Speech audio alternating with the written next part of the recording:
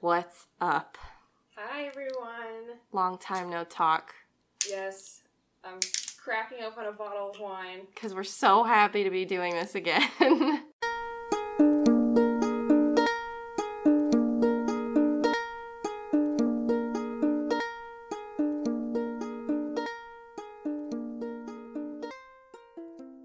The quarantine, we went on like a 2-month hiatus almost. Something. I think we stopped. Our last episode was the last Sunday of March. Yeah, and we took April and May off. How's everyone living through quarantine? I think it's fine. I do too. Yeah. I'm very much so a homebody. Like, not a lot changed for me having to stay home except for working from home. I work at a hospital. So Amanda's seen some shit. Well, the only thing I saw was... Thank you. You're welcome. I'm drinking dandelion, by the way. Cottagecore. The only thing I saw was the equivalent of paying people to dig holes during the Great Depression, which was having random staff fill up door times to make up hours, standing at the doors taking temperatures of people coming in. You know what? And that's so weird you say that, because I was on Indeed, because every so often I just kind of look to see if maybe there's like a different job that I may want to go to, a better one than mine, although I do like my job. And there are literally companies that have positions temperature checker now, where they're hiring people to literally just come in and check everyone's temperature. It's awful. It's terrible. Like, we have a main entrance, and then you have, like, everybody in the world trying to bring their mom, their brother in with them, and you tell them they can't. Yeah. Or they come in not wearing a mask, and my hospital's, like, trying to preserve masks. Right, so they don't want to give people... Right, and then, or, I think my favorite was doing the dock door, which just took deliveries, so I just sat there all day and read Pet Cemetery. Yes. You had the ambulance store, which is, like... You know, that one's okay because you get, like, the EMTs that come in, and chances are when the patient comes in, they're pretty, like, okay. The worst door, and mind you, I'm not getting paid hazard pay to do this. The worst door was doing the ER front doors, because people would come in, throwing up, coughing on you, like... I'm like, why would Sick with anything other than COVID, too. Right. I'm like, why would I sit here and do ER doors when I had the choice to do the dock door? You know? Right. And then eventually we started picking up again, so it was fine. You got to go back to normal. Yeah, but it was awful. You can cut all that out if you want to. I think that was lengthy and long. That's okay. And pointless. That's fine. I think I feel very fortunate, and I'm sure you do too, to, like, still have had a job through all of this. And... You know, I like doing what I do, and I feel really great about being able to work from home. I love being able to just, like, wake up and not wear pants and go right to work. But I had to. So I work in banking, and you know what the SBA loans are, the small business loans that the government said, like, we have up to $350 billion that we can let lenders give to these small businesses to keep them from shutting down. So I ended up getting moved from my actual job in auto lending to help with those. And that was 3 weeks of absolute, like, hell. Oh God. We didn't know what we were doing. Everyone was winging it. Stuff was getting messed up all the time. You obviously weren't trained. I'm sure none of us were. We didn't know what to do. I'm sure people at, like, the unemployment centers, too. Oh, yeah. Like, I don't even know. Yeah. So if you're struggling with financial institutions of any kind, whether that be welfare, unemployment, your bank, please be patient, because a lot of stuff is getting messed up for us. Oh, for sure. Because we had 37,000 loans that we had to get through, and when I tell you there was only 100 people working on that, and they weren't all processing the loans. Well, yeah. Yeah, no one was really prepared for this. Yeah. At all. No. But anyways, moving on from quarantine talk, Ashley and I are going to tink our wine glasses. Not the coconut cups today, so it'll sound better. A little bit better. Sounds like my wine glasses are cheap. Oh, that's so good. I know. Oh my god, it's so good. Wow. Get dandelion wine, everybody. I got it from the Breitenbach Winery. Delicious. In Sugar Creek, Ohio. Yes. Also goes to the giant cuckoo clock. It's the world's largest. What? Yeah. It's like Wait a minute. I've been to the Black Forest and saw some pretty big-ass cuckoo clocks. The biggest ones here in Ohio? That's crazy. Yeah. It's like the size of a small house. Okay, field trip. Yeah. It's only 50 minutes away. It's pretty nice. Wow. All right. Anyways, take it away with your topic, Ashley. So off of the morbid topic of quarantine and onto the morbid topic of politician suicide. So I'm going to shout him out even though he doesn't listen to it, but my boyfriend actually recommended this story to me. I was talking to him before we shut down for quarantine, and he said, you should really do the story of Bud Dwyer. And I was like, I don't know what that is. And he said that he saw the video on one of those, like, gore sites that they have, like, you can't tell if they're real videos or fake videos, and it's just, like, really horrendous, awful things.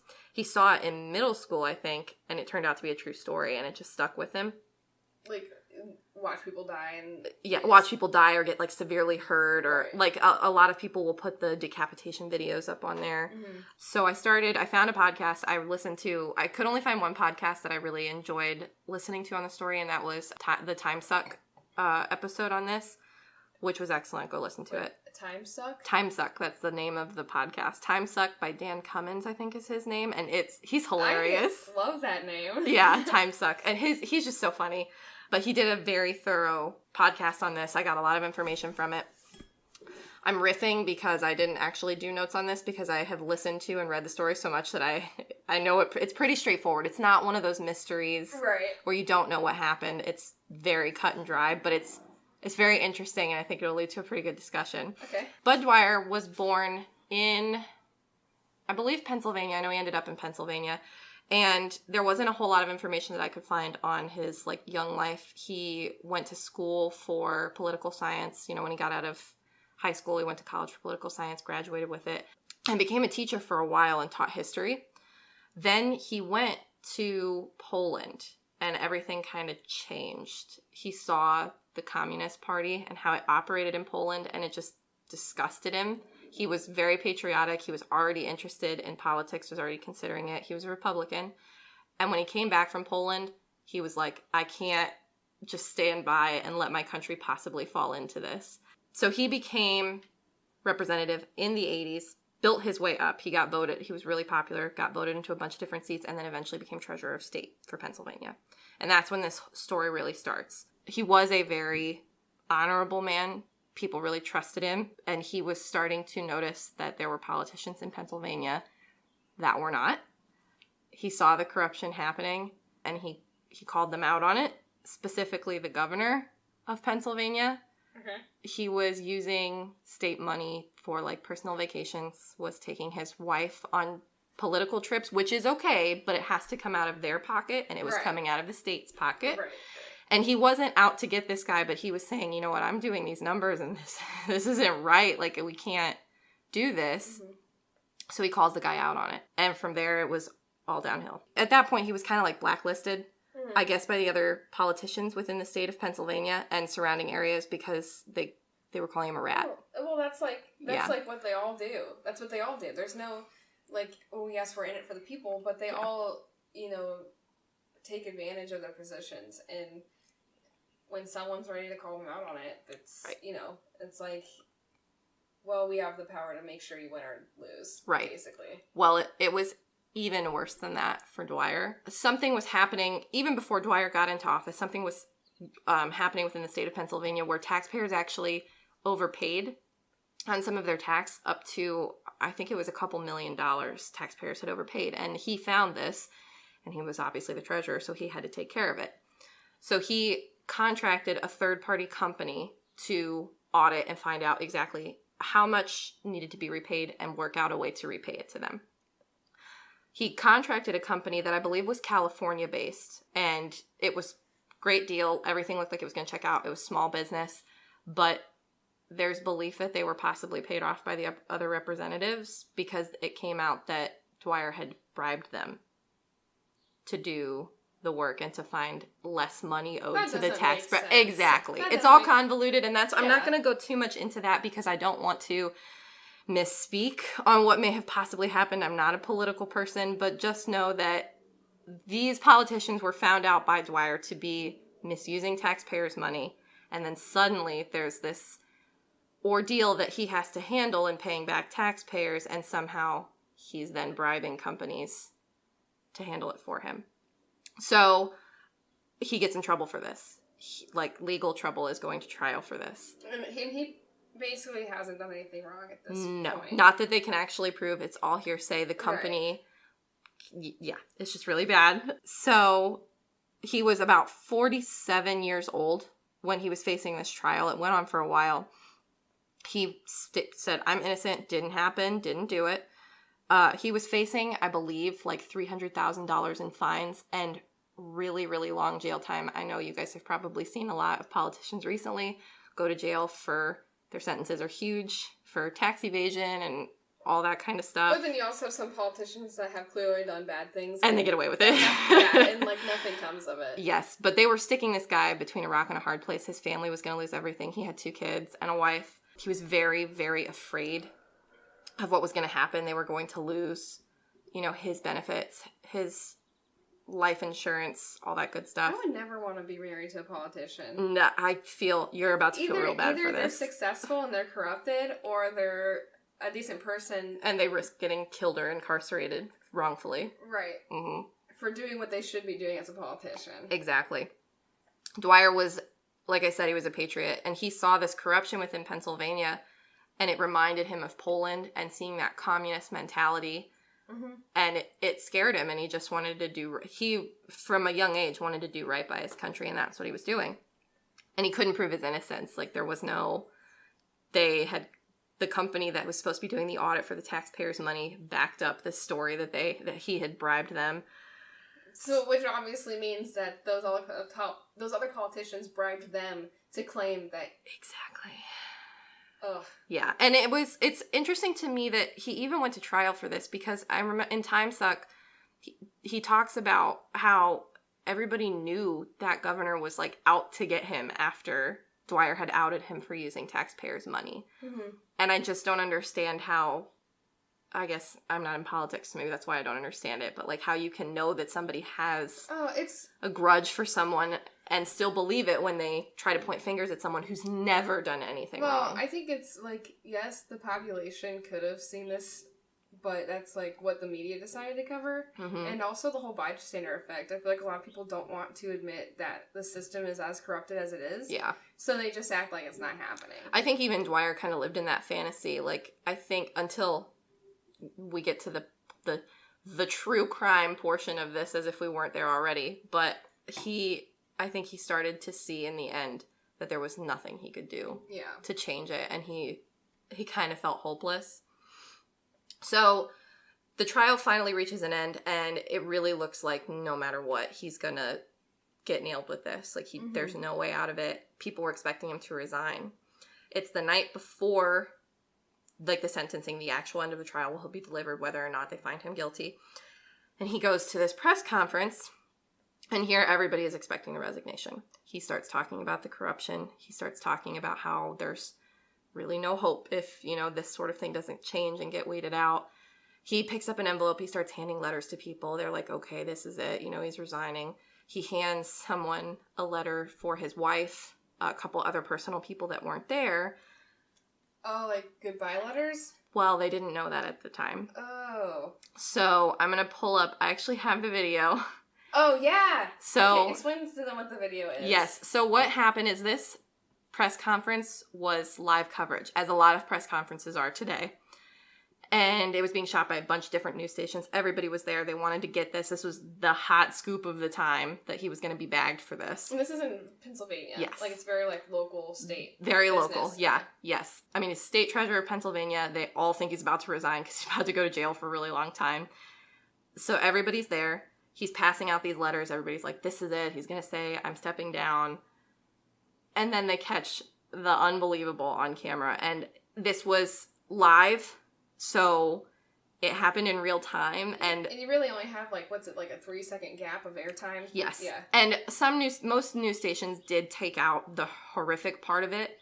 You didn't see it, you didn't even hear it. And then they switched to a reporter, and the reporter filled in the bits. But there were some news stations that showed the whole thing, paused it at a specific point where I'll tell you what happens, you'll see what happens, and they let the sound keep going. So you could hear the aftermath. Well, yeah, they figured... Just cut the feed. That's the important thing right now is just, don't let them see, but let them hear. Well, not even on purpose to let them hear, because I'm sure if they could have cut it totally, they would have. Yeah. You're scrambling, you're like, where's the red button at? Right. I never thought I'd have to do this before. Right. And, And this is the 80s, so it's definitely not nearly as... Right. As on time as what we have now. And even, I mean, I don't know how often people watch the news, but news stations Exactly. are not with it right now anyway. So Ashley's going to show me this video. And I will try to find I think I can convert the audio and stick the audio in the podcast too, so you can kind of hear what's happening. It's hard to find the full video. I had to do a lot of digging. Most of the time it cuts off and you don't actually see the gruesome result. But I did find this, and I can link it when we post this episode, but just be warned, you see everything. Right, that's what I'm going to say, like, I think it's a good time to establish, like, a not safe for work kind of, like... Yes, do not watch this at work. like trigger warning kind of thing. Like, don't open in front of children, like, it's not... Because Ashley's going to show me it, and I'm going to react to it, like, to you guys. Real time. She's never seen this video before. Yeah, I'm going to turn it down, and I want to try to... Here we go. Okay.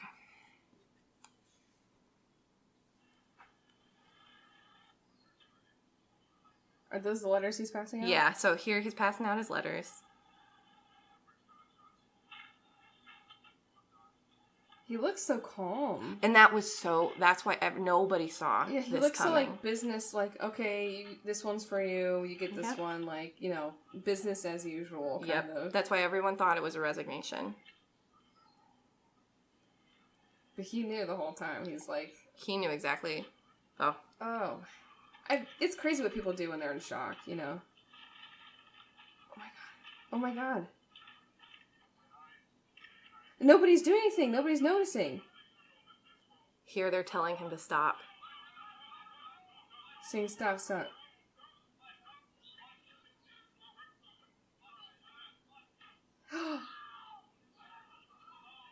Oh my god. Yeah. Oh my god. That's a lot of blood. Yeah. Oh my god, that's a lot of blood. And this, like, was on air because no one knew this was coming. Oh my god. So I think what happened is they saw him pull that gun out. For those of you listening, he is passing out those letters that I told you about, and then all of a sudden he picks up a brown paper bag, and he pulls a handgun out, and people... Well, it's more of like an envelope. Like a big envelope. manila envelope, yeah. And he pulls out the gun. People eventually start to notice, and they start shouting at him, like, no, please. Well, they probably thought he was going to start shooting people. Yeah. And then, I don't know if you heard it, but in there he says, like, please calm down. This could hurt someone. Like, please calm down. Everything's fine. And then he puts the gun in his mouth and he shoots himself. In front of the whole press room. Oh my god. And, like, that's... I've never seen anyone kill themselves before. It's... Like, I've never seen anyone shoot themselves before. And that's real. It's crazy how quick it is. And it's over. In a second, his whole life was over. I don't know how all those people are probably in shock. They're like, I cannot believe that just happened. I can't imagine how many of them, like, were never the same again. Like, maybe left their career, had to go to therapy, maybe struggled with, like, drug addiction because they didn't know how else to deal with that. That's horrific. And I want to say he did it for himself because he felt he had no way out, but I don't think that's why he did it. I think it was I think it was a statement. I think ultimately it was a huge statement about the corruption within the political system, how there was truly no way out of it. You were either a corrupt politician or you were dead. Yeah, you're either in or out. He didn't want to face time for something he didn't do. He didn't want his family to have to deal with that shame. And so he killed himself. Oh my god. Yeah. Oh my god. Yeah. Well, I'm sure he got threats, we'll kill your family, we'll do this, if you don't drop out, whatever. Right. I can't imagine what he was dealing with behind the scenes because obviously this whole thing was a corrupt inside job. Like, he clearly... I can't 100% say, obviously, he didn't bribe those people. I wasn't there. I don't know. But, I mean, based on his track record and the fact that he had already pissed off the governor of Pennsylvania by calling him out. Right.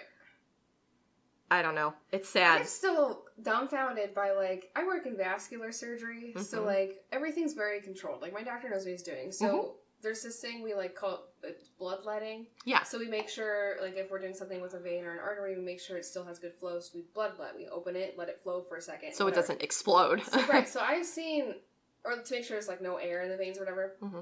And so I've seen blood rush like that. Mm-hmm. But I've never seen blood rush like, it was... all out of his nose. Yeah. I've never seen blood rush like that outside of a controlled situation. Right. It was a murder. He murdered himself. Like, that, I cannot imagine And I wonder, I haven't read into it, I wonder if that worked. I wonder if his statement was heard, and if people are still talking about this today. I've never heard about it. I didn't until Quinn said something. But then I was like, you know what, maybe I've seen a GIF of this guy, like, I felt like I had seen, because here's the picture. I felt like I had seen this picture before. I think I've seen the picture before, too. But I hope that it didn't fall on deaf ears, him doing this, because I do think that he did it for a reason. I'm sure he did it for a reason, but I'm also sure it fell on deaf ears.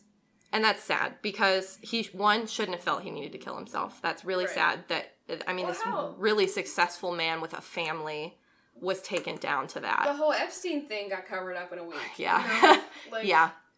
This has been going on for a long time. The government has the money to make people want to kill themselves or to frame people killing themselves. They have enough money to cover it up and keep it from being in the media. Yeah, that's true. It's just unfortunate, and when I finally did read this story and saw it, I couldn't believe it. And for anybody that's going to call me out for hunting down this video and wanting to see this video in full, because as you'll find out if you search it yourself, most of the videos get cut off and you don't actually see him do it. It's not me being a freak. It's not me being crazy. And education purposes. And even if I was just doing it for my own personal benefit to understand the story, that's what he wanted. He wanted people to see it. If he didn't, he would have done it behind closed doors. I'm not. Yes. This is not me disrespecting a dead man. This is me looking at quite literally a piece of recorded history. Yeah. So just keep that in mind. I feel like more of that stuff should be brought to light. But, you know, Mitch and I had a conversation a while ago about how, like, he said something about, like, you know, I wonder what would happen if the world actually had people with, like, superpowers. Yeah. And I was like, I guarantee they would use them for evil. Because in our world today, in our reality we have today, money is a superpower. It is. You can do anything if you have enough money. Yep. To people like Elon Musk and people who are billionaires, $1 million is like a $5 bill for us. Even like $50 million. Yeah. Is like a sneeze to them. Yeah. A sneeze to them. They could fix Detroit's water problem without even thinking about it. Yeah. They could fix world hunger without even thinking about it. Yeah. But they refuse to because they choose not to be the superheroes that we need. They choose to be evil with it. Yes. And that's sadly the reality that we live in. Right. And you know what? It's easy to say like, well, flight and super strength is way different than money. It's not. It's not. It's just about power. Power is power. That's it. Yeah, did you ever see that movie? It's called, like, Chronicle. Yeah. It's about those 3 friends who get, like, telekinesis. Yes. And the one who is getting, like, abused by his dad and everybody hates him or whatever becomes a supervillain. He calls himself, I am the apex predator now. Yeah. And that's what he wanted, and that's... Because that's instinctual. Yeah. In human beings. You have to learn to be something other than that. You have to learn to be... And that's what culture is supposed to do. It's supposed to teach you how to be something more than just your primal instinct. Yeah. To be the most powerful creature. But once you have it, I mean, I've even had moments where I could feel certain things getting to my head, like responsibilities or like notoriety. I could feel that going to my head in a small context. So I can see someone like Elon Musk being like, I have all the money in the world, or what's that guy's name? Amazon. What's his name? Amazon. Jeff Bezos. Oh, yeah. I could see them being like, well, I don't care about the rest of the world. I'm going to make sure that when the world finally ends, I have everything that I need. Right. And that's why their money is not spent on the rest of the world. Yes, exactly. And, like, I think there's beauty... This is going to sound awful, but I think there's beauty in human suffering. I feel like when 2 people are on the same playing field of, like, understanding their own mortality, yes, there's a beauty to it. There's a beauty of understanding, like, there is an end, and all we have now is each other. Right. And the Holocaust, it would be a perfect example of that. Like, you know, people who were in those camps together, they became closer than anybody I can imagine would ever be close before. Yeah. Because that's all you had was each other, and you knew you guys were going to die. Yep. But the thing about power is that if they gave one guy, they said, hey, I'm giving you the chance now. You can either feed these people for a week, or you can go home to your family. Which one are you going to choose? They're going to choose the one that benefits them ultimately. Yeah. Like, if I only feed my camp for a week, that we're still all going to die together, but at least on the other end, I get to live. Yeah. You know, screw these other people. Right. Basically. Right. No, I agree with you. Like, even to correlate it with, like, current events, this quarantine and the struggle that literally the whole world is going through right now, I have seen, like when it all first started, I'm seeing less of it now, and I can tell that the world's kind of trying to go back to quote unquote normal. Mm-hmm. But when it all first started, my desk is in my living room by my front windows, and I would leave my windows open, especially when it's nice because it's springtime now. And I would see my neighborhood like out playing, obviously because nobody else had anything to do. But I remember one day a woman came out. She parks her car in front of my apartment. She lives in the apartment across the street, but you have to park on my side. And she came out to her car and she got in and she started playing her music, you know, real loud. And I looked out and she was dancing and singing. She had her sunroof open, her windows down. She was going at it. She was singing like Bruno Mars, like all the fun like club songs.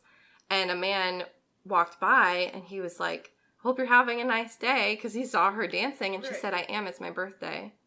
And that man went and stood in the street next to her car and started dancing and singing with her to the songs to celebrate with her for her birthday. That would not happen. Unless this was going on. Unless we were all dealing with something, literally the worst thing that's ever happened. Right. There's beauty in human suffering. Exactly. My birthday was Tuesday. Happy belated birthday.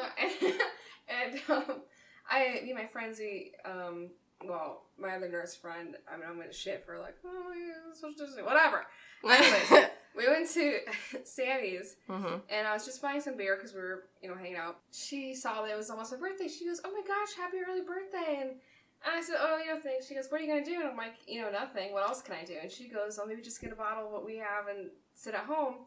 And then the woman behind me in line was like, "Happy early birthday." And like, that would not have happened. Never. That would not have happened unless there's really nothing else for those people to look forward to. Right. Except for a stranger's birthday coming up. To celebrate with them, because there's nothing else going on. You can't be wrapped up in yourself right now because you're literally not allowed. You're not allowed to be self-absorbed right now. Right. I didn't care. I didn't expect to celebrate my birthday at all this year. Right. And I literally don't care. Mm-hmm.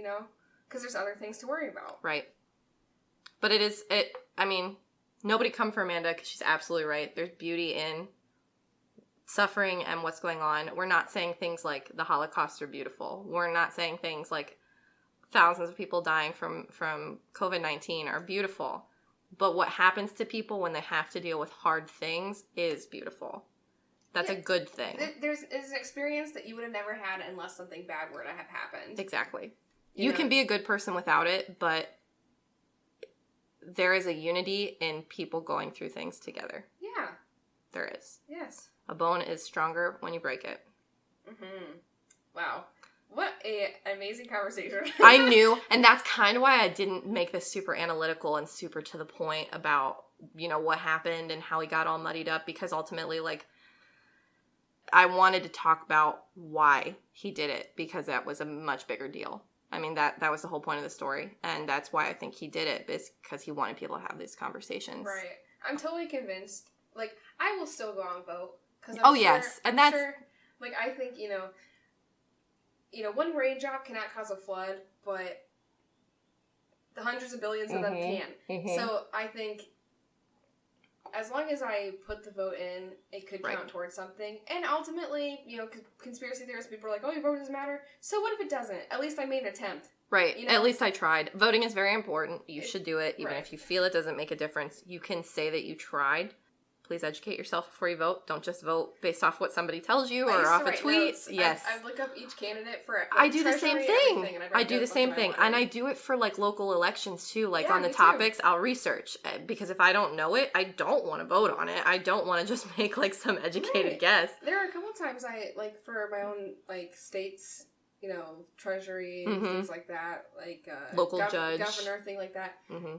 I'm typically Democratic, but I voted Republican before. There was a Republican who wanted to be governor, I think, and wanted to legalize marijuana. Mm-hmm. He was Republican, and I was like... he's got the right idea. I like that. No one's advertising that, People are just going to vote against him simply because he's Republican. And you shouldn't... Not saying you shouldn't have a party that you like and subscribe to. If you do, that's 100% okay. But don't be closed-minded in thinking that... That's the only people you can vote for. Exactly. Educate yourself, take a lesson from Bud Dwyer, and understand that there is corruption. It should be stopped. And then maybe his suicide won't be 100% for nothing. I think it serves purpose, and more people should know about it. I agree. I'm sure he's not the only politician that's done something similar to this.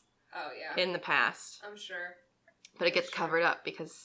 Like, even, like, Martin Luther King. Exactly. Like, who killed him. Right. You know. Right. But we give him a day out of the year that we get school off. Right. That's all. That's it. Right. But, like, someone like Bud Dwyer, like, people don't even know who that is. You know what I mean? Yeah, exactly. All right. So, that was kind of a heavy topic. Very true crime, in my opinion. If you disagree, I'm sorry, but I think this was very fitting. More information can be found on that Time Suck podcast. It's excellent. Way better than my information. It's very in-depth. It's very funny.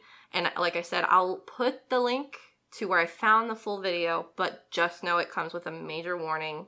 It shows the whole thing and it's very graphic. Right. Do you want to put our plugs?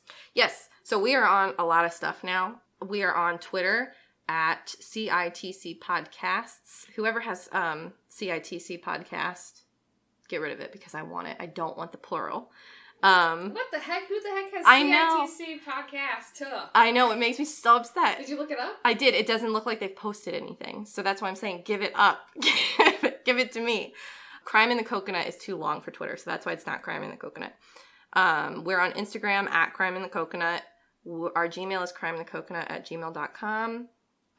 We don't have a Facebook page. Instagram. I already did Instagram. Oh, sure. You can follow us on our personal Instagrams. Mine is Ashley Deering Official. Oh, fuck. What's mine? Oh, mine's That Dorky Girl. I just changed it recently. Yes. I also have Oh, your art Instagram. You have an art Instagram, too. That's my Ashley Deering Official. My other one's private. I don't want them to follow that one. My art Instagram is Foodog, FOODOG, dot... Something. Can you cut that part out? Yes, I can. I will make sure to put all of like those handles in the notes too, so people can follow them. I'm trying to think if we have any more. I don't think we have any more social media for the podcast. We're on Spotify, iTunes, Stitcher.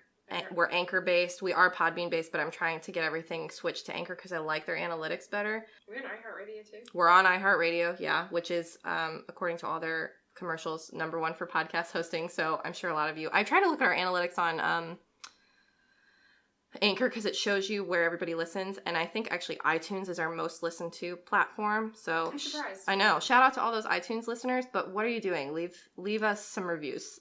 Leave us some rates and reviews because there's not that many out there. So yeah, that's where you can find us. Thanks for sticking around. If you're tuning in after our 2-month break, we really appreciate you. Yes. I love you. Okay, bye. Okay, bye.